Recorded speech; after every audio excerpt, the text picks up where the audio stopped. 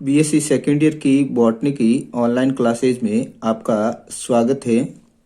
पिछले वीडियो में अपन ने बीएससी सेकेंड ईयर के पेपर सेकंड की यूनिट सेकंड के अंदर अपन ने सूट सिस्टम के बारे में पढ़ा था, जिसके अंतर्गत अपन ने सूट की इंटरनल स्ट्रक्चर, इसके अलावा सूट अपेक्स के हिस्टोलॉजिकल ऑर्गेनाइजेशन के बारे में पढ़ा था। आज के इस वीडियो के अंदर अपन द्विबीजपत्री पौधों में प्राथमिक प्रो का सैवनीकरण पढ़ेंगे, यानी कि वेस्कुलाइजेशन ऑफ प्राइमरी सूट इन डाइकोटाइलिडोन्स। तो सैवनीकरण का मतलब क्या है? तो सैवनीकरण का मतलब होता है डाइकोट प्लांट के अंदर वेस्कुलर बंडल का फॉर्मेशन कैसे होता है, या फिर इनका वेस्कुलर मतलब जो स्टील सिस्टम होता है उसके अंदर वेस्कुलर बंडल कैसे अरेंज रहते हैं, इनके बारे में पढ़ना है।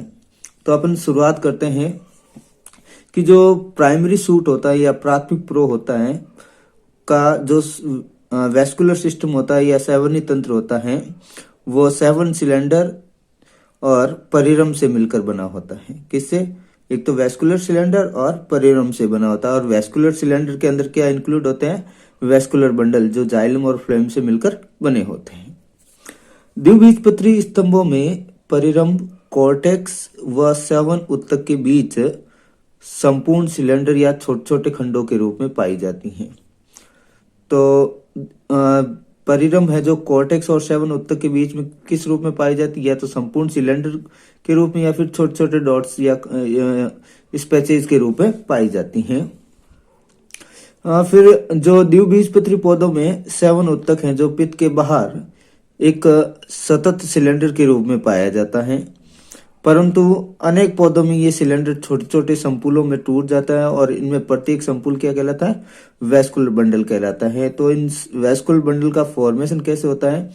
या तो ये एक जो वेस्कुलर जो सिस्टम होता है या वेस्कुलर सिलेंडर होते हैं, वेस्कुलर टिश्यूज है जो वेस्कुलर सिलेंडर में यानी कि पूरे गोलाकार में पाए जाते हैं, या फिर ये इनके अंदर जो लिप ट्रेस है या पित्त ट्रेस है, ये लिप ट्रेस है या ब्रांच ट्रेस बनने के कारण जो 7 सिलेंडर होता है वो छोटे छोटे संपूलों में ब्रेक डाउन हो जाता है, और जिससे किसका फॉर्मेशन होता है? जो छोटे छोटे संपूल बनते हैं उससे वेस्कुलर बंडल का फॉर्मेशन होता है। अब जो डाइकोट प्लांट का जो प्राइमरी शूट है उसके अंदर जो 7 उत्तक होता है उसकी उत्पत्ति है जो प्रोकैम्बियम से होती है। प्रोकैम्बियम की जो विभज्योत की सेल्स होती हैं वो डिवाइड होकर क्या करती हैं? वेस्कुलर टिश्यूज का फॉर्मेशन करती हैं। अब वेस्कुलर टिश्यूज प्रोकैम्बियम की जो सेल्स होती हैं वो जिस तरफ से विभाजित होती हैं उनका सिचुएशन किस तरफ से रहता है?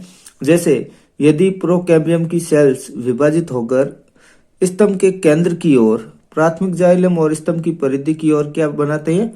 प्राथमिक फ्लोएम बनाती हैं। कैम्बियम की सेल्स क्या करेगी? जो सेंटर में है वहां पर तो बनाएगी प्राइमरी जाइलम, और पेरिफेरल या परिधि की ओर क्या बनाएगी? प्राथमिक फ्लोएम बनाती है। अब जो ये कैम्बियम की जो सेल्स होती हैं वो पूरी की पूरी डिवाइड होकर प्राइमरी जाइलम और प्राइम फ्लोएम नहीं बनाती हैं। प्रोकैम्बियम की कुछ सेल्स हैं जो क्या करती है? वेस्कुलर बंडल में प्राइमरी जाइलम और प्राइमरी फ्लोएम के बीच अवशिष्ट मेरिस्टेम के रूप में रहती हैं, और इसे क्या बोलते हैं? अंतःपुलक कैम्बियम या इंट्राफेसिक्युलर कैम्बियम कहते हैं। अब ऐसे वेस्कुलर बंडल जिनमें अंतःपुलीय कैम्बियम प्रेजेंट होती है उन्हें वर्दीपुल या ओपन वेस्कुलर बंडल कहते हैं। अंतःपुलीय कैम्बियम की उपस्थिति के कारण द्विबीजपत्री स्तंभों में द्वितीयक वृद्धि पाई जाती है। तो डाइकोट्स के स्टेम के अंदर सेकेंडरी ग्रोथ किसके कारण होती है? इंट्राफेसिकुलर कैम्बियम की एक्टिविटी के कारण होती है। और इंट्राफेसिकुलर एक्टिविटी क्या होती है? तो जो प्राइमरी जाइलम और प्राइमरी फ्लोएम होते हैं उनके बीच में पाई जाने वाली प्रोकैम्बियम की कुल सेल्स है जो मेरिस्टेम के रूप में प्रेजेंट रहती हैं, और ऐसी मेरिस्टेम को अपन अंतःपुलक कैम्बियम या इंट्राफेसिकुलर कैम्बियम कहते हैं। जिस वेस्कुलर बंडल के अंदर इंट्राफेसिकुलर कैम्बियम प्रेजेंट होती है उनको ओपन वेस्कुलर बंडल, जिनमें बंद होती है, जिनमें नहीं पाई जाती है उनको क्लोज वेस्कुलर बंडल कहते हैं। जनरली जो ओपन वेस्कुलर बंडल होते हैं वो डाइकोट स्टेम के अंदर होते हैं, जबकि जो क्लोज्ड वेस्कुलर बंडल होते हैं वो मोनोकोट स्टेम के अंदर होते हैं। अब डाइकोट जो प्लांट होते हैं उनकी स्टेम में कौन कौन से वेस्कुलर बंडल पाए जा सकते हैं, तो वही पोस्ट वाई 7 पुल या कोलेटरल वेस्कुलर बंडल। तो इस प्रकार के वेस्कुलर बंडल के अंदर क्या होता है कि जो जाइलम और फ्लोएम होते हैं वो एक ही त्रिज्या पर होते हैं, यानी कि जाइलम और फ्लोएम कहाँ पर है, एक ही रेडियस पर है, और फ्लोएम है जो बाहर की तरफ होता है और जाइलम है जो अंदर की ओर होता है। तो इस प्रकार के वेस्कुलर बंडल को अपन वही पोस्ट वाई वेस्कुलर बंडल कहते हैं, और इनके बीच में है जो जाइलम और फ्लोएम के बीच में जो कैम्बियम प्रेजेंट होती है। सेकंड जो वेस्कुलर बंडल का टाइप है जिसका नाम है उभय पोस्ट वाई 7 पुल या बाइकोलेटरल वेस्कुलर बंडल। तो इस प्रकार के वेस्कुलर बंडल के अंदर क्या होता है कि जाइलम के दोनों ओर, अंदर और बाहर दोनों ओर है जो फ्लोएम उपस्थित होता है। Outer phloem, outer cambium, xylem, inner cambium और इनर फ्लोएम।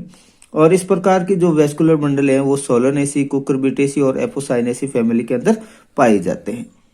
इसके अलावा कुछ प्लांट के स्टेम के पिथ पार्ट में भी वेस्कुलर बंडल प्रेजेंट होते हैं। ऐसे वेस्कुलर बंडल को अपन मेडुलरी वेस्कुलर बंडल या मजा 7 पुल कहते हैं, यानी कि ये वेस्कुलर बंडल है जो कहाँ प्रेजेंट होते हैं, पित्त या मजा के अंदर प्रेजेंट होते हैं। और इस प्रकार के वेस्कुलर बंडल है जो एमेरेंथेसी और चिनोपोडियसी फैमिली के अंदर पाए जाते हैं।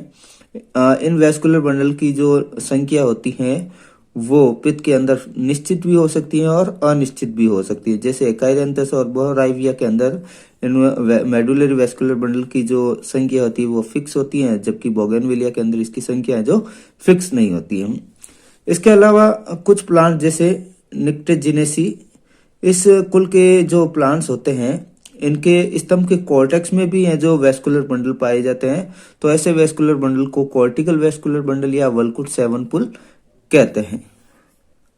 तो इन सब एग्जाम्पल से अपन को ये ज्ञात होता है कि जो डाइकोट प्लांट होते हैं उनके अंदर जो प्राथमिक सेवन तंत्र होते हैं या तो एक खोखले सिलेंडर के रूप में प्रेजेंट होते हैं या फिर छोटे छोटे वेस्कुलर बंडल या 7 पुलों के रूप में पाया जाता है। जो इवोल्यूशन हुआ था प्लांट का, जो इवोल्यूशन हुआ था, तो इवोल्यूशन के दौरान क्या हुआ था, जो 7 सिलेंडर में जो वेस्कुलर सिलेंडर था उसके अंदर लीफ गैप और ब्रांच गैप बनने से जो 7 सिलेंडर थे वो छोटे छोटे संपुलों में डिवाइड हो गए। और ऐसे 7 पुल के वाले स्तंभ कैसे होते हैं, प्रगत या एडवांस टाइप के होते हैं। तो आपको ये पर्ण विदर और शाखा विदर का मतलब आपने बीएससी फर्स्ट ईयर के अंदर टेरिडोफाइट्स के अंदर जो पढ़ा होगा स्टील सिस्टम, उसके अंदर जो मतलब ऐसे वेस्कुलर बंडल जो लीफ और स्टेम को जोड़ने का कार्य करते हैं उनको बोलते हैं अपन पर्ण विदर, यानी कि जहां पर पर्ण विदर बनता है वहां पर गैप बन जाता है, जिसके कारण वेस्कुलर बंडल जो वेस्कुलर सिलेंडर होता है वो पूरा का पूरा रिलीज ना होकर एक छोटे छोटे खंडों में बाहर निकलता है। तो ऐसे गैप को अपन बोलते हैं शाखा गैप या ब्रांच विदर बोलते हैं। तो जिनमें ये मतलब वेस्कुलर बंडल छोटे छोटे संपुलों में पाए जाते हैं उन वो प्लांट्स हैं जो कैसे होते हैं, एडवांस टाइप के होते हैं।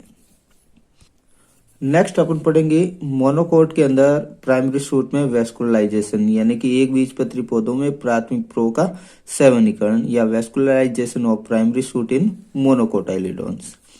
जनरली जो मोनोकोट स्टेम होते हैं इनके अंदर वेस्कुलर बंडल की संख्या है जो अनिश्चित होती है, और इनमें है जो वही पोषवायी व अवर्धी 7 पुल वर्ण उत्तक में बिखरे रहते हैं या ग्राउंड टिश्यूज में जो बिखरे रहते हैं। वही पोषवायी का मतलब अपन पढ़ चुके हैं, वही पोषवायी का मतलब होता है जाइलम और फ्लोएम एक ही रेडियस पर होता है। इसमें जाइलम है जो अंदर की तरफ होता है और फ्लोएम है जो बाहर की तरफ होता है, और इन दोनों के बीच में जो कैम्बियम एब्सेंट होती है, इसलिए ये कैसे हो गए, अवर्धी या क्लोज्ड वेस्कुलर बंडल हो गए।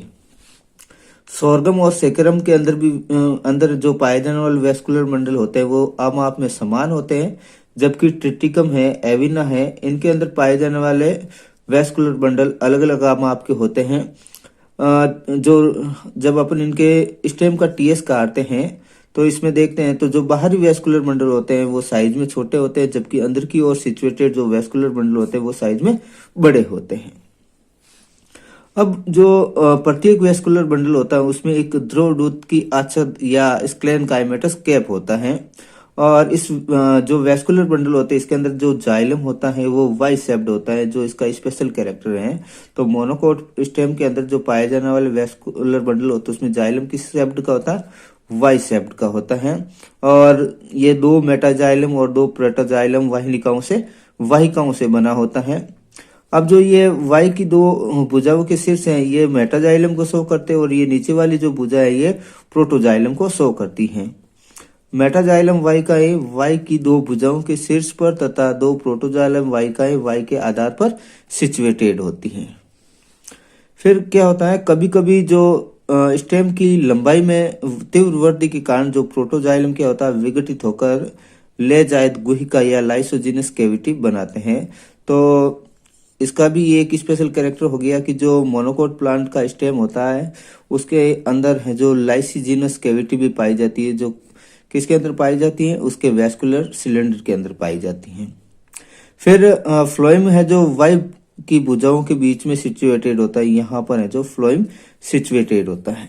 अब इनके अंदर जो फ्लोएम होता है वो चालनी नलिका और सहचर कोशिकाओं का बना होता है। एक बीज पत्री स्तंभों में जो वैस्कुलर बंडल होते हैं वो सकेंद्रीय होते हैं। सकेंद्रीय का मतलब होता है इसके अंदर जाइलम और फ्लोएम है जो इन दोनों में से कोई एक सेंटर में होता है। इस आधार पर है जो जाइलम और फ्लोएम की केंद्रीयता के आधार पर ये दो प्रकार के वैस्कुलर बंडल होते हैं, यानी कि दारू केंद्रीय या एम्फी क्राइबल वैस्कुलर बंडल और एम्फी वेसल वैस्कुलर बंडल। तो दारू केंद्रीय वैस्कुलर बंडल का मतलब होता है या एम्फी क्राइबल वैस्कुलर बंडल का मतलब होता है ऐसे वैस्कुलर बंडल जिसपे जाइलम तो केंद्र में होता है और फ्लोएम है जो उसके चारों ओर प्रेजेंट होता है।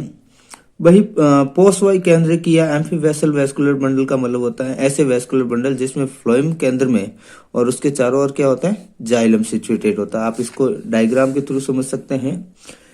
ये एक वैस्कुलर बंडल का डायग्राम है जिसके सेंटर में तो जाइलम है और इसके चारों तरफ है जो फ्लोएम है। तो इस प्रकार के वैस्कुलर बंडल को अपन दारू केंद्रीय या एम्फी क्राइबल वैस्कुलर बंडल कहते हैं। अब दूसरा जो डायग्राम है इसके अंदर सेंटर में फ्लोएम और इसके चारों तरफ है जो जाइलम है। तो ऐसा वैस्कुलर बंडल है जो एम्फी वेसल वैस्कुलर बंडल कहलाता है या फिर इसको पोस्ट वाह केंद्रीय वैस्कुलर बंडल भी कहते हैं। अब इसके अलावा जो पामी है लिलियसी कुल के सदस्य में जो वैस्कुलर बंडल जो तने के आधारी भाग से लेकर इसके शीर्ष सिरे पर तक पाए जाते हैं। और इनमें जो छोटे वैस्कुलर बंडल होते हैं वो छोटे वैस्कुलर बंडल से जो ज्यादा से ज्यादा पर्ण अनुपात या लिप ट्रेसेज का फॉर्मेशन होता है। इसके अलावा इनके अंदर आनुषंगिक वैस्कुलर बंडल भी बनते हैं जो कहाँ पर बनते हैं, इनके अंदर पुष्पक्रम या इनफ्लोरोसेंस के अंदर बनते हैं। और जनरली जो इनका स्टेम होता है इनके मध्य भाग में केवल और केवल बड़े वैस्कुलर बंडल पाए जाते हैं, परिधि की ओर है जो छोटे वैस्कुलर बंडल होते हैं। अब इसके अलावा मक्का का जो प्लांट होता है उसके तने में भी है जो तीन प्रकार के वैस्कुलर बंडल सिचुएटेड रहते हैं। मध्य सिरा व बड़ी पार्श्व सिराओं में उत्पन्न वैस्कुलर बंडल, पतली पार्श्व सिराओं में उत्पन्न वैस्कुलर बंडल। इसके अलावा छोटे और पतले वैस्कुलर बंडल जो वल्कुट क्षेत्र में बनते हैं, लेकिन धीरे धीरे ये जो किसकी तरफ चले जाते हैं, परसंधि या नॉड की तरफ चले जाते हैं, इसलिए इनके वल्कुट क्षेत्र में इन वैस्कुलर बंडलों की कमी हो जाती है। आज की इस वीडियो के अंदर इतना ही। नेक्स्ट वीडियो में अपन पढ़ेंगे स्टेम की प्राइमरी स्ट्रक्चर के बारे में।